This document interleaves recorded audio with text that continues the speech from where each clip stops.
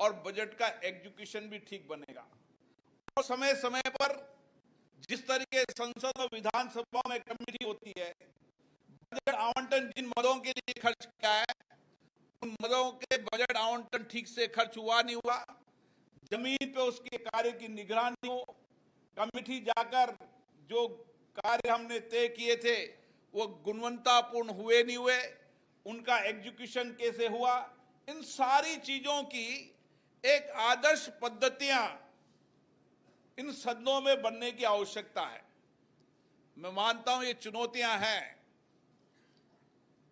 एक समय आया था जब राज्य की विधानसभाओं लोकसभाओं के अंदर लोकसभा और विधानसभाएं हंगामों की भेंट चढ़ जाती थी। लोकसभा या राज्यसभा के अंदर सभाओं को बाधित करने में ही राजनीतिक दल श्रेय मानते थे और अखबार की सुर्खियां भी आज सदन स्थगित हुआ ये सुर्खियां बनती थी। मैं 16वीं लोकसभा से 17वीं 18वीं लोकसभा को देख रहा हूं। इसी 16वीं लोकसभा के अंदर लोग तख्तियां लेकर आते थे, सदन स्थगित करने के लिए प्रयास करते थे। कई दिनों तक सदन स्थगित होता था। 17वीं लोकसभा के अंदर भी ये परपाटी चली, लेकिन 18वीं लोकसभा में बदलाव आया कि सभी सदन के सदस्य, सभी राजनीतिक दल के लोग ये विचार करने लगे कि सदन स्थगित नहीं होना चाहिए और राजनीतिक दल में आपस में विवाद होने लगा कि सदन स्थगित होने से हम जनता की अपेक्षाएं, भावनाएं, कठिनाइयां, चुनौतियां ठीक से नहीं रख पाएंगे। इसलिए सभी राजनीतिक दलों ने प्रयास किया कि सदन चलना चाहिए, सदन स्थगित नहीं होना चाहिए, क्योंकि उनके मान्य सदस्यों ने ये विचार व्यक्त किया कि सदन स्थगित हो जाता है तो हम जनता की भावनाओं को नहीं रख सकते। हमें भी हमारी सभासदों के अंदर जनप्रतिनिधियों से चर्चा करना चाहिए, सभी राजनीतिक दलों के लोगों से बात करना चाहिए कि सदन स्थगित करना या सदन में हंगामा करना, इससे श्रेय नहीं मिलेगा और धीरे धीरे समाज भी समझने लगेगा। आप अपनी चर्चा करें, संवाद करें, बातचीत रखें, क्यों नहीं ऐसी परंपरा लागू हो और हर राजनीतिक दल मर्यादा बनाने का प्रयास करें। ये कठिन है, चुनौतीपूर्ण है, लेकिन अब समय बदलाव का आ गया है। अगर लोकतंत्र को मजबूत करना है, लोकतांत्रिक संस्थाओं को सशक्त और जवाबदेही बनाना है, तो हमें सदनों को ठीक से संचालित करना ही होगा। सदनों के अंदर व्यवधान, गतिरोध, ये कम करने का प्रयास हमें करना चाहिए और राजनीतिक दलों से भी जो गतिरोध पैदा करते हैं, जो व्यवधान पैदा करते हैं, समाज उसी तरीके का जवाब देगा। इसलिए हमें उसके लिए प्रयास करना चाहिए। और मेरा मानना है कि आप सबसे ज्यादा नजदीक जनता से जुड़े रहते हो और इसलिए आपको हमेशा प्रयास करना चाहिए कि आपके पूर्वजों ने किस तरीके से उस नगर निगम में बदलाव किया। हम सबको ये पता है कि सरदार वल्लभ भाई पटेल आजादी के पहले अहमदाबाद म्युनिसिपल काउंसिल के चेयरमैन थे। ऐसे कई नेता थे जो नगरीय सरकारों से निकलकर देश और राष्ट्र के नेतृत्व करने की क्षमता है। हमारा राजनीतिक नेतृत्व अगर निकलेगा तो आप में से ही निकलेगा, आप में से सशक्त नेतृत्व निकलेगा। इसलिए आपकी कार्य पद्धति, आपका कार्य, आपका व्यवहार, आपका आचरण, आपकी ईमानदारी, एक कर्तव्य की धरती, यहां से कर्म की धरती के माध्यम से आप जितना श्रेष्ठ काम करेंगे, लोग बरसों तक आपको याद करेंगे। लोग बरसों तक कहेंगे ये चेयरमैन साहब आए थे, ये वार्ड पार्षद आए थे, जिन्होंने हमारे शहर को बदलने का काम किया, मेरे वार्ड को बदलने का काम किया, जनता को साथ लेकर काम किया। हमें जनजागरण से बदलने की आवश्यकता है। भारत के प्रधानमंत्री जी ने जब आह्वान किया कि देश को स्वच्छ बनाना है, तो लोगों में जागरूकता आई, परिवर्तन आया। समाज को बदलाव करने के लिए, समाज को आंदोलन बनाने के लिए देश की सबसे छोटी लोकतांत्रिक संस्थाएं सबसे मजबूती से काम कर सकती है।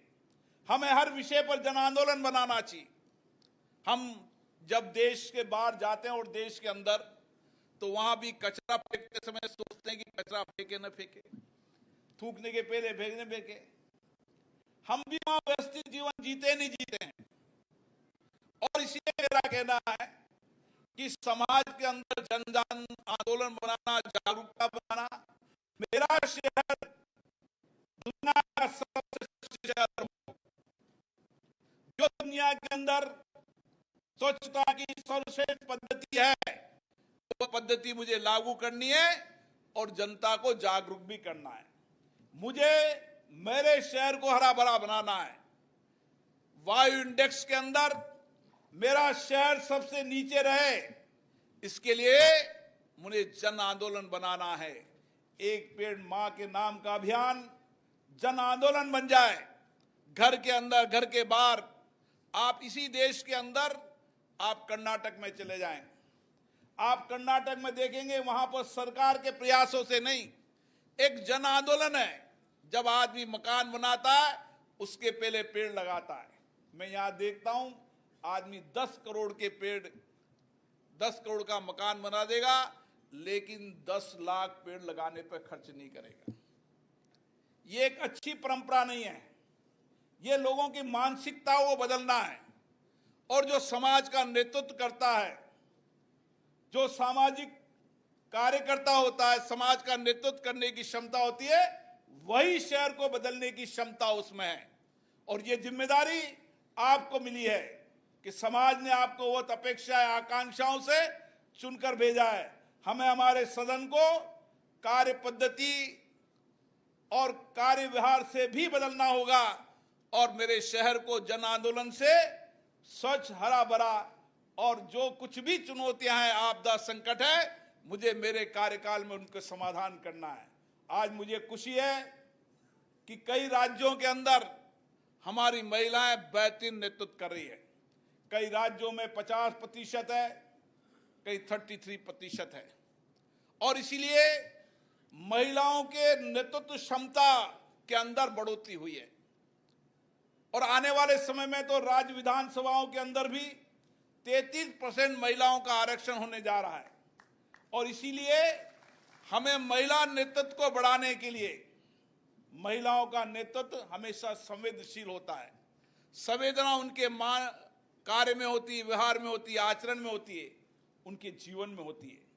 इसलिए आने वाले समय के अंदर महिला नेतृत्व भी इन्हीं नगर पालिका, नगर परिषद, नगर निगमों से निकलेगा। मेरा मानना है कि हम सबकी बड़ी भारी जिम्मेदारी है, जहां एक तरफ लोकतंत्र को सशक्त बनाने की, संवाद और चर्चा की, दूसरी तरफ लोगों की अपेक्षाएं, आकांक्षाओं को पूरा करने की। और इसीलिए ये 2 दिन के सदन की पहली परंपरा है। और मैं इसके लिए राज्य के मुख्यमंत्री जी को भी धन्यवाद दूंगा, विधानसभा अध्यक्ष को भी धन्यवाद दूंगा, और मैं राज्य के सभी विधानसभा के अध्यक्षों से आग्रह करूंगा कि वह सभी अपने अपने राज्यों के अंदर जिस नगर पालिका, नगर परिषद, नगर निगम में सदन चलाने की श्रेष्ठ परंपरा है, जहां सदन पूरे दिन चलता है, 2 दिन तक चलता है। कई बार आपने देखा होगा कि लोकसभा की कार्रवाई 2:30 बजे तक चली, 3 बजे तक चली। हमारा सदन क्यों नहीं चले? हमारे सदनों में क्यों नहीं चर्चा हो? सब प्रश्नकाल हो तो प्रश्नकाल की जवाब दे, अधिकारी जवाब देगा। कभी पानी पे चर्चा हो, कभी बिजली पे हो, कभी सफाई पर हो, कभी रोड पे चर्चा हो, कभी नालियों पे चर्चा हो। हर छोटी समस्याओं पर चर्चा सदन में होगी, तो कार्यपालिका की जवाब देते होगी और कार्य में गुणवत्ता भी आएगी। ये सारी श्रेष्ठ परंपराओं को लागू करने की जिम्मेदारी हम सब जनप्रतिनिधियों की है। मुझे आशा है कि 2 दिन तक आपकी कार्य मंत्रणा, आपकी चर्चा, संवाद, आपके अनुभव, आपके नए इनोवेशन, जिन्होंने श्रेष्ठ अनुभव परंपराएं लागू किए, उन सबको भी साझा करेंगे और निरंतर साझा करते रहेंगे। हमारी प्रतिबद्धता इस बात की होगी कि मेरी नगरपालिका चाहे छोटी नगरपालिका है, लेकिन श्रेष्ठ नगरपालिका बनाना है देश को। मेरा नगर परिषद छोटा है, लेकिन मुझे श्रेष्ठ नगर परिषद बनाना है। मेरा महानगर नगर निगम है, मुझे देश और दुनिया का श्रेष्ठ नगर निगम बनाना है। और इस श्रेष्ठ नगर निगम जब भी बनेगा जब वहां लोकतंत्र मजबूत होगा, और लोकतंत्र मजबूत होने के लिए अधिकतम समय सदनों में चर्चा, संवाद, मतों की अभिव्यक्ति होगी, विचारों की भिन्नता हो सकती है, लेकिन जब शहर के हित में काम होगा तो मतों की भिन्नता खत्म होगी। एक विचार से काम करेंगे, जन आंदोलन बना के काम करेंगे, और मुझे आशा है आने वाले समय में हमारे देश की सबसे मजबूत स्तंभ नगर पालिकाएं, नगर निगम, नगर परिषद और पंचायत राज व्यवस्था को हम एक सशक्त लोकतंत्र का स्तंभ बनाएंगे, और चर्चा, संवाद, सभा समितियों के माध्यम से सार्थक चर्चा और संवाद के साथ नए राष्ट्र निर्माण के, नए भारत के निर्माण के अंदर अपनी भूमिका निभाएंगे। आप सबको बहुत बहुत धन्यवाद।